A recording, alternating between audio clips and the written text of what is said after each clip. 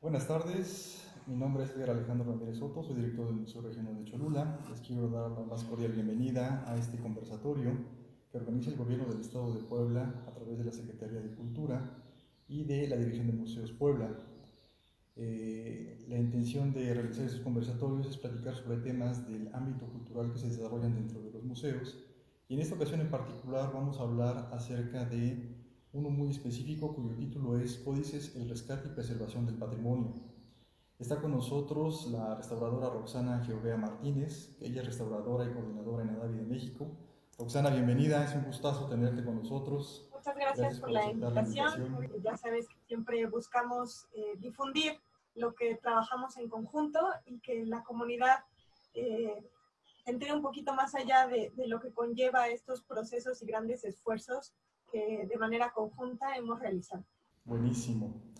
Bueno, pues en términos generales, el Museo Regional de Cholula tiene 4 códices. Uno de ellos es el lienzo de Coquecholan, el otro es el lienzo de Aztactepec, Citlaltépetl, que también se le conoce como el lienzo de las vejaciones. Tenemos además el lienzo de Coquecholan Acuitlahuinime, y tenemos además la genealogía de Coquecholan Macuizochitepec. Esos 4 códices son muy importantes dentro del contexto del museo y dentro del contexto del gobierno del estado, por supuesto, de la propia región, porque hablan de la historia de la época de contacto con los españoles en 1521 y épocas posteriores. La mayoría de ellos están centrados en la segunda mitad del siglo XVI, y pues pienso, y sobre todo los investigadores consideran así, que son documentos muy importantes porque justamente nos muestran esta historia, pero además nos muestran lo que formó parte de esta topografía, de esta cartografía de lo que era en aquel entonces la distribución de las poblaciones en Mesoamérica, ¿no? Entonces, bueno, pues tenemos el lienzo de Coquechona, que es el documento que actualmente tiene el reconocimiento por parte de la UNESCO de ser de estar reconocido como Memoria del Mundo de América Latina y el Caribe. Este reconocimiento se le otorgó en el finales del 2017, y bueno, pues eso nos llena de orgullo, ¿no? Estamos teniendo parte de ese reconocimiento, igual que la Biblioteca Palafoxiana o algunos otros ámbitos culturales del estado de Puebla. Además de eso, bueno, los otros códices no dejan de ser igual de importantes. 3 de ellos se refieren específicamente, por lo que dice su nombre, a Coquecholan, mientras que el otro se refiere a una región de Guerrero que se le conoce como Tlapa, que alguna vez estuvo dentro de la jurisdicción de Puebla.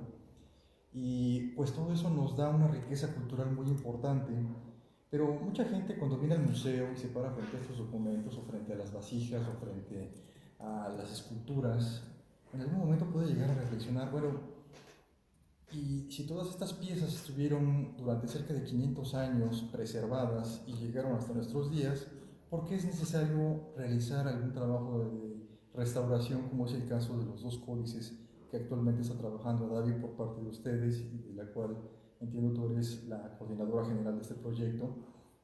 Específicamente se trata del códice de Aztactepec, Citlaltépetl, y el códice de la genealogía de Coquecholan, Macuizochitepec.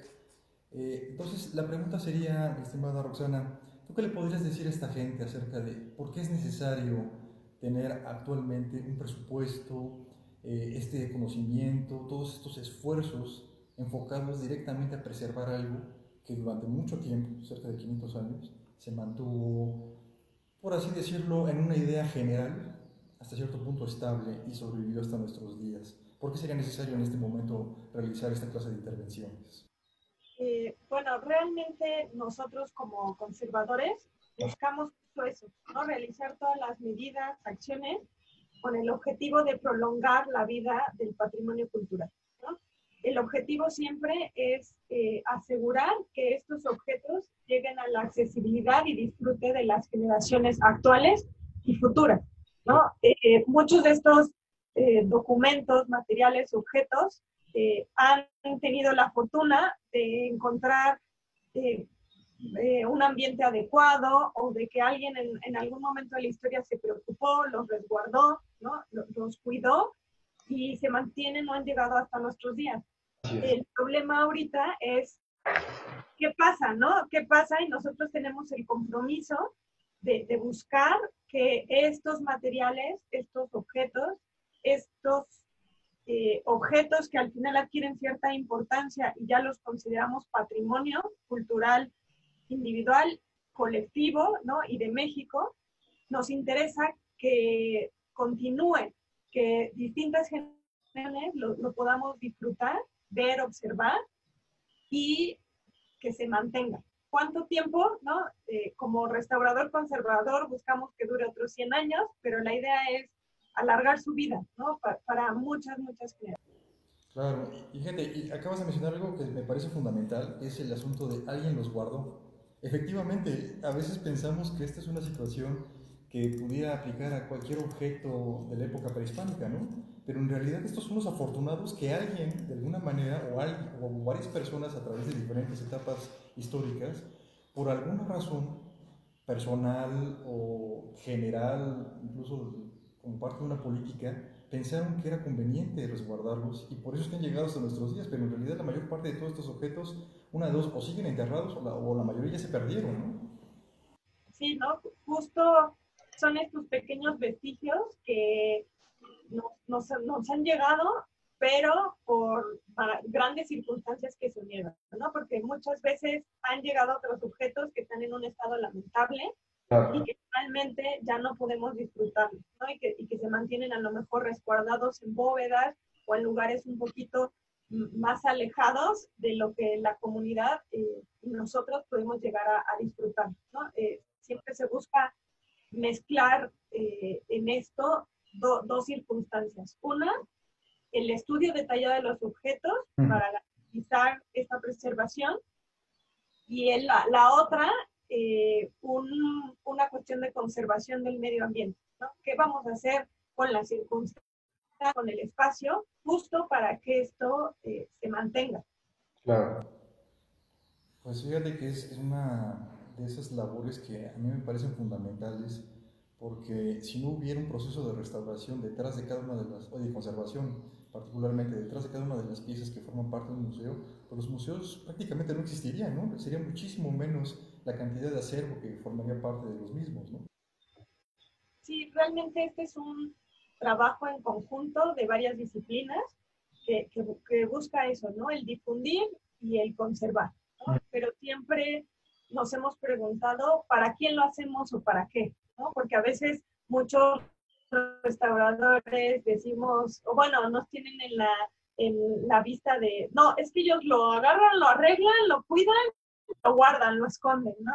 Y creo que eso a lo mejor respondió a otras circunstancias y generaciones, pero creo que ahora buscamos que se conozca, que se disfrute, porque si no generamos esa conciencia en la comunidad de que conozcan su patrimonio, conozcan lo que tengan y lo valoren, sabemos que los materiales que se van al olvido se pierden, ¿no? Cualquier otro en nuestras casas que queda en el olvido, pues se pierde, ¿no? No buscamos conservarlo ni cuidarlo. Y la idea aquí, por eso la importancia de los museos es que difundan y que haya este intercambio cultural, de que generen nuestro público genere una identidad, ¿no? Y se apropie de esos objetos. Pero creo que aquí es muy importante vincular toda esta información. Claro. En el caso específico de los dos códices que Adavi de México está apoyando al gobierno del Estado de Puebla en la restauración, que es el caso del lienzo de Aztatepec, Citatepec, o el lienzo de las legaciones, y la genealogía de Coquecholan, Xochitepec, ¿cuáles eran en términos generales, los deterioros que meritaron que se realizara este trabajo de conservación? Bueno, esos dos que actualmente trabajamos y el de lienzo de Huaquechula, que lo trabajamos en el 2014, conllevan un poco el mismo proceso de deterioro, ¿no? Estuvieron en una época de abandono en el cual pues material eh, superficial se depositó, vemos la presencia de humedad que en algún momento un escurrimiento, alguna gotera, o sea, se ve que hubo cierta presencia de humedad en alguno de ellos, pero básicamente son problemas de almacenamiento y de pues protección, ¿no? Una cuestión ambiental para que logren llegar a nuestros días. El del Códice de las Versiones, además, tiene una particularidad, ¿no? En sus mismos materiales que lo componen, la tinta, por su composición, genera deterioro, ¿no? A lo largo del tiempo. Si la humedad del ambiente no se controla, automáticamente inicia un proceso de deterioro en el cual vamos a ver cierta fractura o rompimiento en la zona de las tintas y se va a volver muy débil, ¿no? La manipulación va a ser algo que va a ser muy complicado. Perdón, Roxana, es esta sensación que nos da a nosotros, a los que no somos especialistas en el tema, de que pareciera que el códice estaba quemado, ¿no? Como si se hubiera carbonizado esa parte negra de pintura que estaba depositada sobre el sustrato, que en este caso era la tela, pareciera que se hubiera quemado a propósito. Es la tinta ferrogálica y en su composición tiene un ácido, ¿no? Muy fuerte, que con el tiempo, con la humedad del ambiente, va a empezar a reaccionar y su efecto, o como nosotros lo veríamos actualmente, es esta carbonización. Se rompe tanto el material de la tela, ¿no? Justo de la celulosa, de las fibras, que va rompiendo y se quiebra, ¿no? Que efectivamente sí es como una carbonización de la tinta, pero pues uno se pregunta cómo llegó a suceder, porque no está quemado, no se prende, sino nada más es en donde está el trazo, ¿no? Entonces, así es. Eso lo hace más complicado y también como es parte de la obra, no podemos eliminarlo, o sea, no podríamos quitar la tinta de ese códice para que la tela perdure.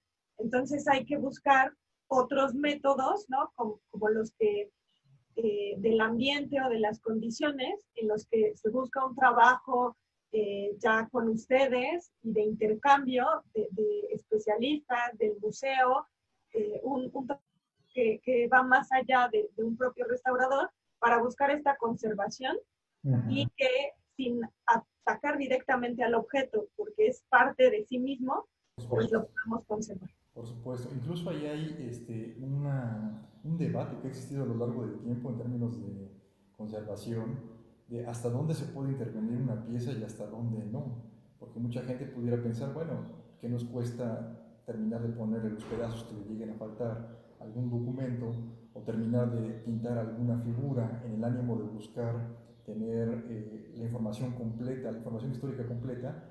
¿Y qué tanto tenemos que respetar el documento en su proceso histórico de degradación, incluso por sí mismo, ¿no? Sí, de hecho es un dilema teórico de muchos siglos, ¿no? Que es esta mezcla, ¿no? Y esta discusión de si tenemos la información, ¿por qué no completarla?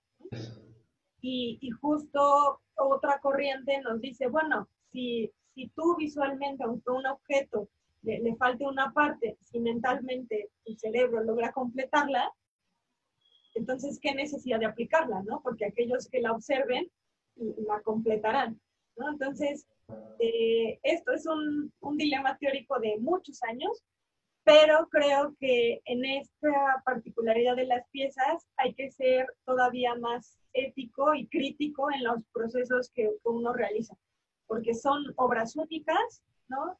De una característica invaluable, el Códice de las Vejaciones, con ser de tinta ferrogálica, hay muy pocos ejemplares que esté la tinta ferrogálica sobre la tela, ¿no? Normalmente tenemos con tinta de este tipo, pero ya con un soporte textil es distinto. Y indudablemente el códice de Macuitzotl, el de Coaquecholan Macuitzotepec, este está sobre piel. Entonces lo hace todavía un ejemplar más importante, pues nos habla de un soporte que ya no es utilizado, pero que se utilizaba mucho en la época colonial o más bien prehispánica. Otra pregunta que yo creo que es pertinente realizar es cuáles son los procesos que actualmente están haciendo, otra vez en términos generales, sobre estos dos documentos históricos. ¿Qué es lo que ustedes como especialistas están realizando en términos de conservación? son dos vías, ¿no? Una, sobre todo, incluye los estudios científicos especializados de la obra. Nos tenemos que adentrar al objeto para estudiarlo milimétricamente y comprender de qué se compone, qué le sucede, qué le sucedió, ¿no? Y cuáles son sus cambios físicos y químicos que ha tenido a lo largo de todo este proceso, ¿no? Entonces, a partir de ahí, contamos con la de químicos, de biólogos, de especialistas, ¿no? Se realizaron estudios científicos muy específicos y aumentos con, o sea, distintas luces, distintos aumentos que nos permitieron entender más a fondo lo que le pasaba al objeto. Y a partir de ahí uno puede realizar los procesos y tomar decisiones de qué hacerle para curar al enfermo, digámoslo así, ¿no? Uno de ellos fue la desinfección, que consta de identificar cuáles los microorganismos que están depositados en superficie. En estos se hace toda una identificación con ayuda de biólogos para determinar qué deterioros causados por una actividad biológica nos está afectando en superficie. Y con ello, ya conociendo cuál es el género de microorganismos que están ahí, podemos nosotros hacer el proceso de desinfección, ¿no? Claro. Ahorita a lo mejor es un tema muy de moda, ¿no? Pero digamos que el paciente está enfermo con COVID, vamos a intentar nebulizarlo, trabajarlo para evitar que esos hongos sigan actuando y afectando. Por supuesto, y en ese sentido ustedes no le avientan lo que sea, ¿no? O sea, no le echan ni cloro ni nada por el estilo. Ustedes lo que hacen es una investigación muy precisa de saber exactamente cuál es el problema en términos de microorganismos y atacarlos con lo que se sabe que funciona para esos microorganismos, ¿no?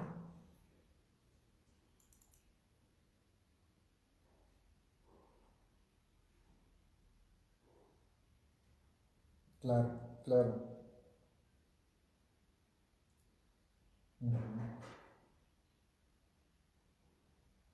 Sí, que no tenga efectos secundarios, ¿no? En algunas otras áreas del propio códice o que vaya a afectar algunas otras tintas, etcétera, ¿no? Que vaya a ser una solución de corto plazo, pero un problema de largo plazo, ¿no?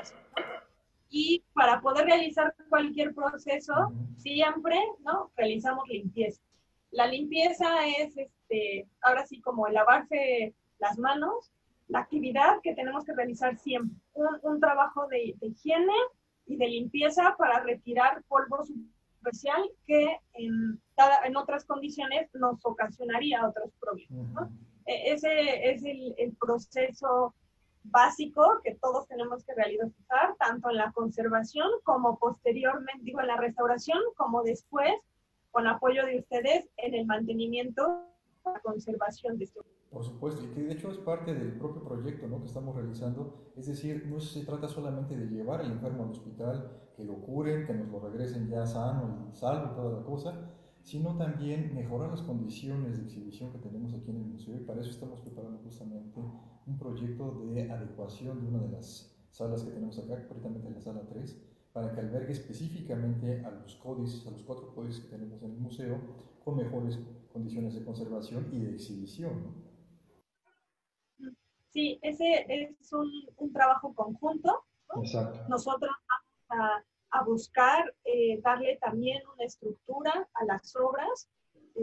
Este objeto, este lienzo de Azcatepec que mencionábamos, su estructura es muy débil ya, ¿no? Las condiciones estructurales por tanto tiempo y los deterioros requieren de un soporte nuevo. Entonces, lo que vamos a hacer es mejorar estos, acondicionar un nuevo soporte donde descanse con comodidad, donde esté relajado, ¿no? Donde se sienta cómodo, claro. Y a partir de ahí, que este montaje sirva también de exposición y de un almacenaje adecuado. Bueno. Que al entregártelos así, ¿no?, y con esta adecuación de la sala, mantendremos y prolongaremos más la vida de este objeto, ¿no? Es la intención. Claro. Bueno, ya sobrevivieron cerca de 500 años, nosotros esperamos que sobrevivan 500 más y lo que le sigue, ¿no? O sea, creo que sería el mínimo que estaríamos esperando. Otra pregunta que creo que es importante realizar es ¿cuánto tiempo llevan ustedes trabajando sus documentos? A veces mucha gente podría pensar, bueno, es que sí, se lleva, a lo mejor se tardarán 2 o 3 semanas en arreglar los códices, a lo mejor pensemos por cada uno, en total más de mes y medio, y listo, los regresan y ya están acá. Pero en realidad es un proceso mucho más largo y complicado.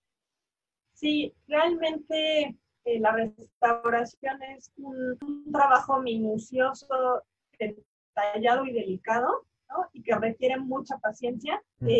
Realmente poder estudiar con todo este conjunto de personas nos llevó un año, ¿no? Realizar estudios de iluminación de distintas luces, con microscopio, ¿no? En ello agradecemos el apoyo de personal de Lina, ¿no? Que nos estuvo apoyando en esta colaboración.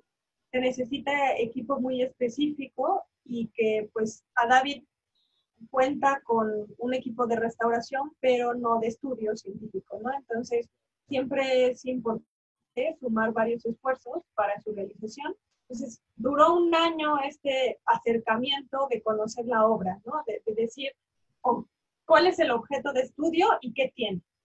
Y ahorita, pues ya llevamos todo lo que lleva de este año, a la intervención ya directamente de la limpieza y la desinfección. Es muy difícil determinar tiempos porque en el caso de la desinfección uno aplica la sustancia y hace estudios para ver si afectó o no al microorganismo no, pues que sigue vivo y volvemos a repetir, ¿no? Entonces, ahorita ya llevamos, cada proceso lleva 2 meses, ¿no? De trabajo continuo de realizar, ver qué pasó, el resultado y avanzar, ¿no? Entonces, dependiendo de estas aplicaciones, nos mueve 2 meses antes, 2 meses después, y hay que darle tiempo, ¿no? Es un enfermo que ahorita está en primer piso, en el estudio, regresó de ser hospitalizado, y hay que ir a esperar cómo reacciona y cómo se adapta de las cosas.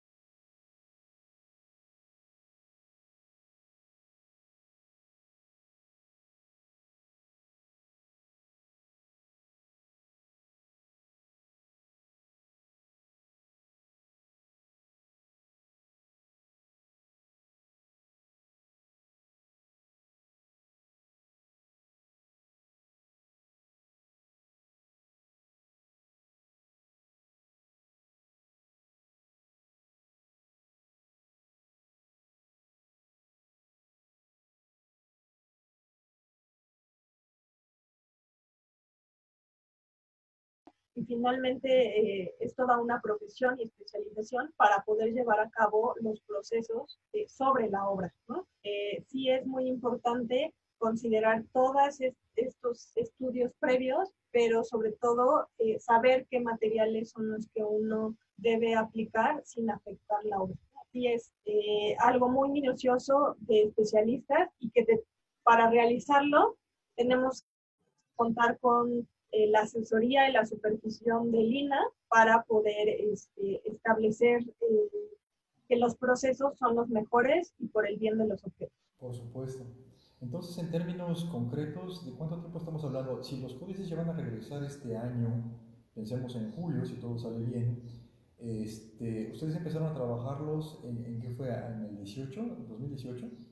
En 2018, primero fue el trasladarlos, Claro. hay que esperar que se estabilicen, ¿no? Porque fue también un tiempo de que cambian las condiciones del ambiente y se tiene que adaptar la obra a sus nuevas circunstancias Claro. para después aperturarla y empezar a estudiar. Sí, estamos hablando prácticamente de casi 2 años, ¿no? Desde que se los llevaron hasta el julio de este año, que en teoría ya estarían por acá. Pues me parece maravilloso. Yo creo que es un proceso realmente muy interesante, que es necesario que la gente conozca, porque no es nada más como mencionábamos, llevarlo, trabajarlo y regresarlo el mismo día. Al contrario, son procesos muy complicados, muy largos y que requieren gente que realmente tenga esta vocación y este conocimiento, sobre todo, de lo que significa poder intervenir en esta clase de obras, ¿no? Este trabajo, como lo ha mencionado muchas veces a David, se trata de sumar esfuerzos. Y lo que ha buscado Ada es un trabajo integral y multidisciplinario, porque no podemos solo trabajar desde el área de restauración. Y por lo mismo, agradecer a todas estas personas que han colaborado, ¿no? Por parte de la Fundación Alfredo Harp, el director del Museo Textil de Oaxaca, Héctor Meneses, nos ha apoyado mucho en la asesoría, ¿no? Del trabajo y de las condiciones de los de exposición. En Adavi hemos trabajado 10 personas, 4 restauradores, 6 técnicos en restauración, y dentro de Lina nos ha apoyado el químico Víctor Santos, realizando estos estudios, de la Dirección de Estudios Arqueológicos, Denise Argote, que nos apoyó con el estudio de FRX, hasta el proceso de fotografía y registro, ¿no? Tiene que ser muy puntual. Claro. Vamos con el apoyo de Julio Martínez, también de Lina. Y por parte de los biólogos y la identificación de esta actividad biológica que presentamos en el códice, hemos contado con el apoyo de Alejandro Medina por parte de la Coordinación Nacional de Antropología e Historia, de la parte de la Escuela de Conservación, Ana Laura Avelar, y de forma la bióloga Perla García han realizado un equipo que trabaja en conjunto para estar haciendo pruebas y cultivos, y también es importante esta relación con la comunidad para ver qué significa este patrimonio para la comunidad y qué valores tenemos que cuidar y funciones para los espectadores, ¿no? Y bueno, también hay que vincular los trabajos de Laura Matthew, para con ella, o sea, ellos ya hicieron ese trabajo y nosotros tenemos que vincular, no perder esas huellas históricas de la obra, ¿no? Claro. Entonces, este es un trabajo en conjunto, integral, que tenemos que hacer para... Por supuesto. Y fíjate que es muy importante lo que mencionas, el vínculo con la comunidad de la cual surgen estos documentos históricos, particularmente con Huaquecholan, que actualmente se conoce como Huaquechula, pues también es muy importante. En el momento en el que se otorgó el reconocimiento por parte de la UNESCO, estuvo aquí el presidente municipal de turno, y la pregunta sería, bueno, ¿y por qué está en Cholula un documento de Huaquechula? Bueno, la respuesta es muy simple. Este es un museo regional, abarca más allá de lo que es directamente la zona de Cholula, sino que abarca todo lo que es el Valle de los Volcanes. Y justamente Huaquechula se encuentra un poco hacia el suroeste, perdón, de esta zona, y es la razón por la cual se incluye y forma parte también de esta historia que es fundamental de estudiar dentro de este contexto, ¿no? Entonces, justamente tendríamos que buscar el acercamiento con estas comunidades para que tengan la oportunidad de acercarse y conocer más acerca de su pasado. Y con esto pues me refiero también incluso a la comunidad de Tlapa, allá en el estado de Guerrero, de la cual pues tenemos un testimonio muy importante de cómo en algún momento dado se cometió una injusticia y a manera de reclamo, casi como de periódico, se crea este códice con esa función. Es decir, a veces mucha gente piensa que la gente del mundo mesoamericano solamente se ponía a realizar estos documentos en un sentido ritual, pero en realidad muchos de esos documentos también tenían un sentido práctico, ¿no? Y en este caso pues tenía un sentido incluso jurídico, en el sentido de decir, sufrimos esta afrenta y necesitamos dejarla por escrito en el ánimo de buscar justicia, ¿no?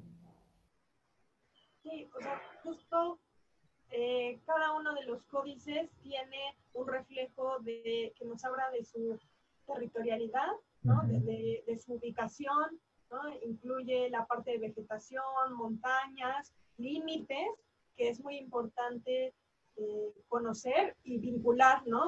Actualmente con estos recorridos que se hacen in situ, vemos que a veces muchos elementos que están marcados hace 500 años persisten en la actualidad, ¿no? En Huacachula es muy claro, hay un mascarón, o sea, en el códice aparece una carita, ¿no? En una piedra, y resulta que al hacer los recorridos vemos que en los límites de Huacachula está ahí la piedra que fue, que tiene la escultura de un rostro, ¿no? Una máscara, y por eso le llamamos los mascarones, pero está ahí, ¿no? Y a lo mejor ahorita se encuentra grafiteada y abandonada y nadie la conoce, y quien la tiene que cuidar y hacerse responsable y valorar es la comunidad, ¿no?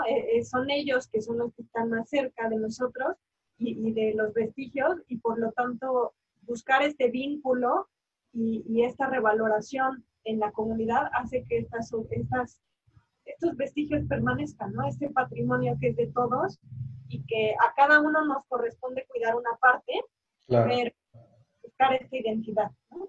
Claro, incluso recuerdo que alguien me comentó que parte de la muralla que se ve en el códice, en la parte superior izquierda, perdón, todavía hay vestigios de esa muralla. Entonces es sorprendente cuando uno se llega a enterar, por ejemplo, que las armaduras que tenemos aquí, alguien me comentó, un arqueólogo de Lina, justamente, que esas armaduras fueron encontradas en la parroquia de Huacachula. Eso a mí me estremece, en el sentido de que tenemos el documento que habla de todas las situaciones de la campaña que se realizó en el 524 por parte de las fuerzas españolas y sus aliados indígenas para conquistar las tierras de Guatemala, y además tenemos los objetos que pudieron formar parte de esa misma campaña, ¿no? Eso, la verdad es que son de esas coincidencias que de repente a uno le hacen comprender la historia, pero más allá de una comprensión intelectual, llega uno a una comprensión que es, digamos, más profunda y más total, ¿no? Y sobre todo hay ciertos elementos que se mantienen, ¿no? En los códices del lienzo Huacachula tenemos una hermosa imagen del Popocatépetl, ¿no? Y claro, son comunidades que se relacionan con el volcán, se relacionan con su convento, y por lo mismo también su mismo nombre habla de un toponimio que tiene la forma de un águila, ¿no? Exactamente. Y este elemento todavía se mantiene hasta el actual escudo de Huacachula, ¿no? Entonces, desde el municipio. Entonces, a lo mejor para ellos, pues es su estado, es el símbolo de su municipio, pero no reconocen que esos elementos vienen de generaciones y de años, ¿no? Entonces, sí los identifican como propios, pero hay que invitarlos a conocer que esta historia viene de siglos, ¿no? Y que ellos son privilegiados en tener esta historia y este patrimonio, o sea, tener 4 códices propios de su comunidad, aunque no los tengan físicamente ahí, nos habla de una comunidad rica, ¿no? Culturalmente, en toda una historia que deben de conocer, ¿no? Y sentir que es propia. Claro. Pues justamente la intención de este conversatorio es de realizar varios episodios. Este sería el primero con la restauradora Roxana. Más adelante estamos pensando realizar, bueno, ya tenemos más bien la promesa por parte de las dos investigadoras que mencionaste, que justamente Florina Hasselberg escribe el libro de los conquistadores conquistados, y luego por su parte Laura y Matthew, que escribió a su vez otro libro que se llama Crónicas de Conquista. Son maravillosos los dos libros para poder entender estos documentos, particularmente el mismo de Copechona, pero por extensión nos lleva a los otros dos, ¿no? Al de la genealogía y al del otro códice de Copechona, de Acuatlatinime.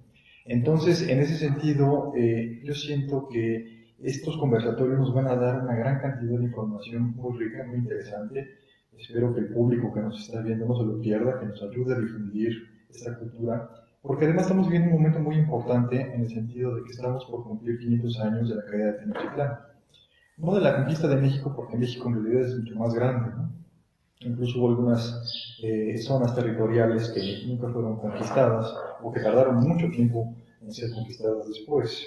Estamos hablando específicamente de un evento muy particular que es el de la caída de Tenochtitlán, pero nos sirve muy bien para poder reflexionar acerca de lo que estamos viviendo actualmente, porque al final de cuentas, en la época pasada, en el tiempo del contacto con los españoles, sí hubo esta situación de conflicto, de dolor, de sufrimiento, de vivir una situación extraordinaria, y de alguna manera estamos viviendo una situación similar en el sentido de que estamos viviendo una situación que también es extraordinaria, que también nos lleva a situaciones de repente dolorosas y complicadas.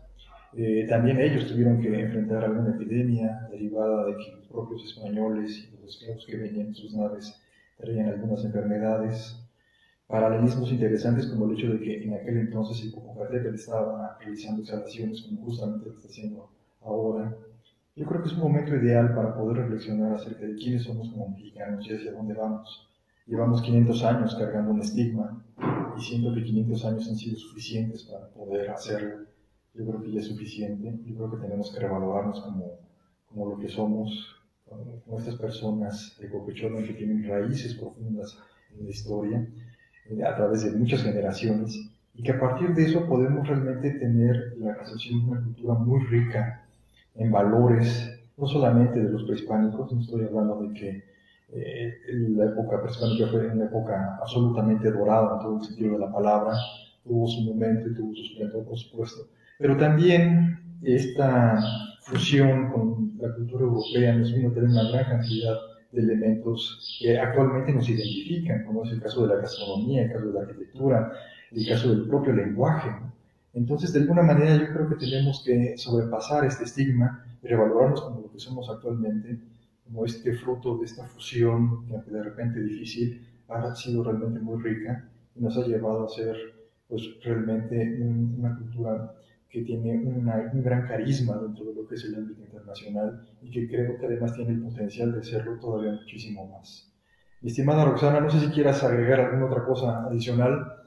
Te agradezco muchísimo que hayas estado con nosotros Gracias el día de hoy. a ustedes, creo que esta vinculación y esta parte de trabajo en conjunto nos permite acercarnos a la obra de una manera muchísimo más importante y con eso distinguir estos elementos que recaen en la revaloración, ¿no? Queremos compartirlos y decirle a la gente que ahí están las huellas o ahí están los vestigios que nos demuestran que realmente hemos sido una cultura muy rica, ¿no? Somos por generaciones hemos tenido cada mexicano algo tan importante que difundir, que defender, ¿no?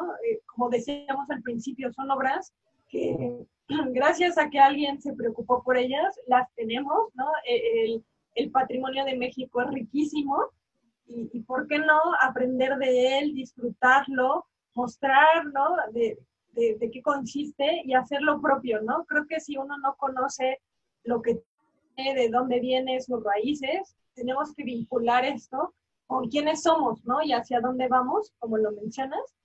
Y sobre todo, también, ¿no? Creo que este conversatorio, perdón, nos hablará de que existe esta profesión, ¿no? Con la cual investigamos y protegemos a estos objetos, los curamos y esta similitud que hacemos con los médicos un poco a veces es porque es una disciplina que trabaja muy parecido, hace diagnósticos, hace, ¿no? Toda una evaluación, una historia clínica, una intervención en las obras, pero pues son objetos, ¿no? Nunca nos dice me duele aquí, como mencionabas, no se mueren, ¿no? Pero para nosotros sí, si perdemos un objeto de patrimonio, si lo alteramos en nuestros procesos sería lamentable, ¿no? Sería una pérdida inimaginable y esa es la idea, ¿no? Que también todos nosotros estemos encargados de la conservación, ¿no? A lo mejor cuando los objetos los vemos en un museo, pues es responsabilidad del museo, pero también de nosotros, ¿no? De cómo difundimos que la gente vaya y conozca para que entonces haya muchas visitas. Claro. Este, O sea, cada uno tiene que poner este granito de arena para lograr que estos objetos y que esta cultura permanezca, ¿no? Claro. Muchas gracias, Roxana, por estar con nosotros el día de hoy. Gracias a David de México por su apoyo y su participación, a todas las instituciones que mencionaste justamente por su colaboración y por supuesto al Gobierno del Estado de Puebla y a la Dirección de Museos por pues, permitir y organizar estos conversatorios que la verdad es que nos van a ayudar a difundir muchísimo la labor que estamos realizando aquí en el Museo Regional de Cholula, en los otros 20 que forman parte de la propia dirección y que bueno, pues que nos interesa que conozcan todos, que los disfruten, que se apropien de su patrimonio, porque al final de cuentas esto es de todos y es para ustedes. Muchas gracias a todos y muy buenas tardes. Gracias por la invitación, ¿no? Y el apoyo también de este seguimiento del proyecto. Muy bien.